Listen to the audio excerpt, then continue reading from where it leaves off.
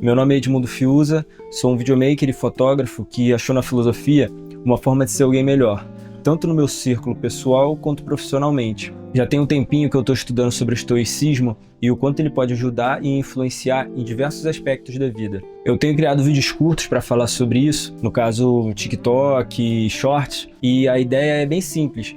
É trocar uma ideia sobre o ser humano. Por isso hoje eu vou falar sobre A Arte de Viver, do Epicteto. O livro é pequeno, essa versão tem 40, 50 páginas. O restante é a mesma história, só que em inglês. Mas o conteúdo que está aqui é muito valioso, por ser uma linguagem um pouco mais objetiva, na qual o Epicteto ele fala que tem coisas que estão no nosso poder e coisas que não estão. Basicamente, temos total controle sobre nossa opinião, sobre nossas vontades, nossos objetivos, enfim, tudo que tem a ver com nós mesmos. Agora, não temos controle sobre a opinião alheia, o nosso cargo, aonde nascemos e de onde viemos.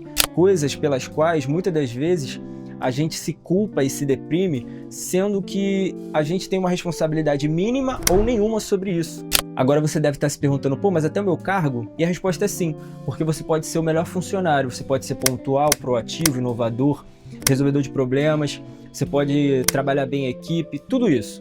Mas se o teu chefe não quiser enxergar, ou pior, ele se sentir ameaçado por você, você não vai ser reconhecido. Então é por isso que é muito importante você reconhecer e saber o seu próprio valor. Então, seguindo, ele diz que é preciso saber diferenciar o que é sua responsabilidade e o que não é sua responsabilidade. Eu, por exemplo, eu já tive muitas crises pensando no futuro e na minha estabilidade financeira, coisa que eu fui vendo que não era totalmente só a minha responsabilidade, mas também de fatores externos, como o mercado, a economia do país. Então, esse tipo de coisa acabava me impedindo de atingir certo patamar onde eu pudesse me sentir seguro. Mas se tem esses fatores externos influenciando, quais são os internos que eu tenho controle e eu posso fazer alguma coisa sobre? Bom, no meu caso, por exemplo, eu posso prospectar de dia e de noite, eu posso mandar mensagem no LinkedIn, WhatsApp, Instagram, e-mail, fazer anúncio, criar conteúdo mostrando meus serviços e resultados. Então, se eu estou fazendo tudo isso, e dentro de tudo isso eu vou ajustando uma coisa aqui e ali para também melhorar essa entrega, por que eu vou me sentir culpado se eu não tiver uma cartela cheia de clientes?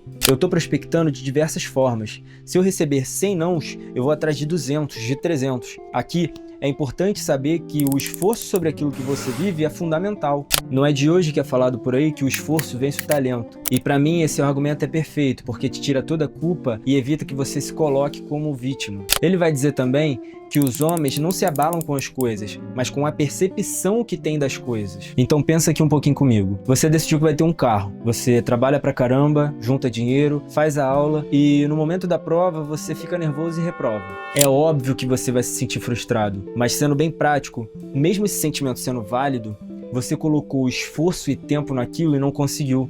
Faz de novo. O ponto aqui não é sobre o que você vai fazer, até porque se você queria tanto aquilo, você vai tentar de novo independente. O ponto é entender que se apoiar nessa frustração, nesse sentimento de derrota, é prejudicial somente a você. Então aceita, levanta e faz de novo. Na visão dos estoicos, isso quem fala é até Clóvis de Barros. Ele explica que cosmos quer dizer ordem, e o universo funciona como uma máquina finita e organizada. Por fazermos parte desse sistema, nós temos responsabilidades e um papel fundamental para o funcionamento dessa máquina. Então, se estamos de acordo com a natureza e fazendo aquilo que é nosso dever, temos só que confiar e seguir fazendo. Epicteto fecha essa ideia num verso muito bom, onde ele diz: não exija que as coisas aconteçam como você deseja, mas deseje que aconteçam como devem acontecer, e você continuará bem. Ele também fala que nós não perdemos nada. Tudo que é tirado da gente foi restituído, seja uma pessoa ou um bem, através daquela situação o dono pediu de volta. Isso faz com que a gente entenda que não somos donos de absolutamente nada aqui na Terra.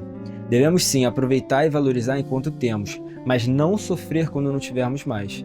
Até porque a vida é um ciclo, e tudo que começa, uma hora termina. A Arte de Viver ensina várias coisas importantes, mas que nos dias de hoje a gente foi deixando de lado, como por exemplo, ter autocompaixão. Somos capazes de consolar um vizinho ou amigo com serenidade, falando que o que ele está passando é terrível, mas que é a vida ou então que faz parte, ou então que faz parte dos planos de Deus. Mas quando é a gente nessa situação, a gente sempre se vê como o infeliz, o miserável, aquele que tudo de ruim sempre acontece, quando na verdade é só o nosso julgamento sobre essa situação. É preciso se cuidar nesse sentido, é preciso calar as vozes da sua cabeça, porque assim como tudo que está sendo dito aqui, isso é um exercício diário e constante. Como pode ter percebido, o livro é totalmente voltado a você. no que você deve ou não fazer. Falando um pouco sobre a parte profissional, ele tem alguns versos que podem te ajudar a ter mais clareza e tirar certos medos que podem estar te impedindo de começar a fazer o que gosta. No capítulo 13, Epicteto vai dizer que se você quer melhorar em alguma coisa, é preciso se acostumar com a ideia de que você vai ser ignorante ou até idiota para os outros, e que não deve desejar ser lembrado por saber de alguma coisa. Até porque, se isso acontecer, você precisa desconfiar de si mesmo, porque não tem como você focar em si mesmo e dar ouvidos à opinião alheia. Um anula o outro.